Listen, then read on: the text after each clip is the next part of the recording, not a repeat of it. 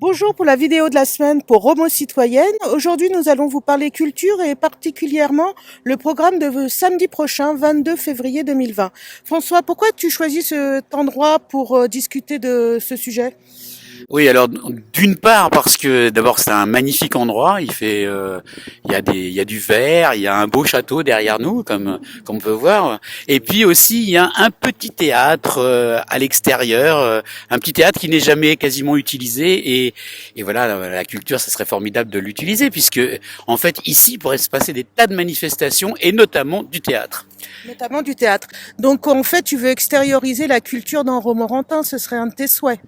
En fait, un de mes souhaits, ça serait que tous les lieux possibles et imaginables puissent être investis pour faire ou de la musique ou des arts plastiques ou du théâtre ou du chant, enfin peu importe. En tout cas, qu'il se passe des choses dans les lieux, dans tous les quartiers de Romorantin et aussi dans les beaux lieux, puisque ici c'est un très beau lieu. D'accord. Et donc, dans notre programme culturel, on envisage aussi d'ouvrir un lieu dédié à la mémoire ouvrière. Donc, samedi prochain, 22 février, on aimerait à la fois allier cette volonté culturelle d'extérioriser dans Romorantin et cette mémoire ouvrière. Qu'as-tu envisagé pour animer cette journée? Voilà.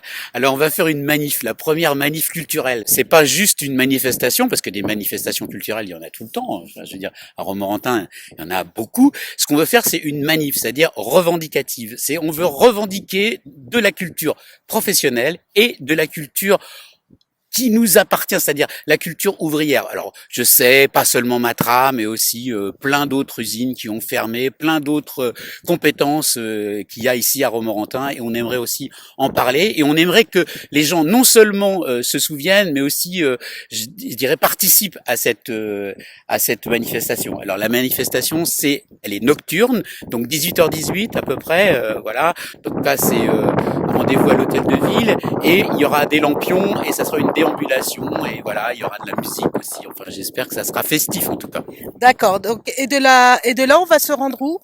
Alors là, on va à la fabrique Normand, hein, voilà, hein, qu'on aurait pu appeler Normand Matra vers l'ouest. Enfin, je veux dire, en tout cas, c'est une fabrique. Ça aurait pu s'appeler fabrique, c'est tout. C'est pas la peine de préciser. Il y a tellement eu de fabriques à Romorantin que c'était un peu idiot de fabriquer une fabrique Normand, alors que bon, hein, je veux dire, il y en a plein.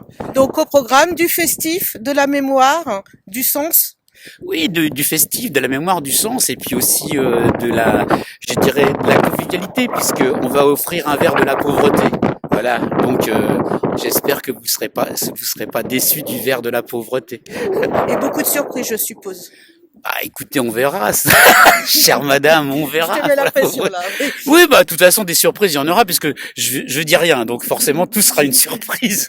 Ensuite, à 20h30, au centre administratif Place de la Paix, une rencontre est organisée avec Damien Carême. Qui est Damien Carême? Damien Carême a été élu pendant 3 mandats maire de Grande-Synthe, une ville du Nord, équivalente à Romorantin dans sa taille et à peu près sa population. Ensuite, il a quitté sa mandature de maire pour devenir député européen. Damien Carême a décidé de venir en Loir-et-Cher pour soutenir les listes citoyennes et particulièrement la nôtre, Romo Citoyenne. Nous discuterons écologie sociale.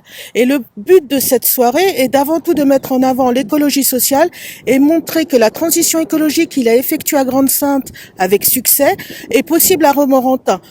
Nous ne sommes pas des hurluberlus, on n'a pas d'idée utopique, tout ce que l'on propose est possible, que ce soit la régie agricole, la transition écologique avec l'exemplarité en matière d'économie d'énergie ou même le ruissellement social de l'écologie vers l'emploi. Tout cela est possible à Romorantin et Damien Carême a décidé de venir nous soutenir et montrer que cela n'est pas qu'un rêve. Donc, il soutient les listes citoyennes. À ce sujet, François, tu voulais nous dire quelque chose à propos des listes citoyennes? Ah oui, oui, je voulais juste dire un petit coup de gueule parce que on a été présenté à FR3 comme liste citoyenne extrême. Il reste encore un peu de place aux extrêmes.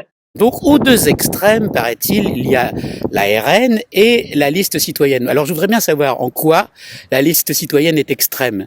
Sinon dans sa lucidité, sinon dans son engagement et sinon dans sa compétence. Voilà. Parce que en fait, les extrêmes, on les connaît les autres. Merci pour cette petite mise au point qui est très importante, parce que c'est vrai que ça nous a chagriné d'être extrême, dans le sens où notre liste est vraiment une grande diversité de la gauche, et voire même plus. Hein. Tous ceux qui se sont retrouvés autour de notre programme nous ont rejoints, quelle que soit sa couleur politique. Donc, pour résumer cette vidéo, nous vous invitons en nombre samedi prochain pour participer à cette déambulation à la fois festive et aussi revendicative autour de la mémoire ouvrière qui partira à 18h18 de la cour de l'hôtel de ville. Puis, à 20h30, au centre administratif, nous irons à la rencontre de Damien Carême, parler écologie sociale et voir qu'un autre modèle est possible. Donc, si vous voulez le changement, rejoignez-nous avec Romo Citoyenne et votez massivement pour nous pour qu'enfin votre ville vous appartienne. Ah, voilà.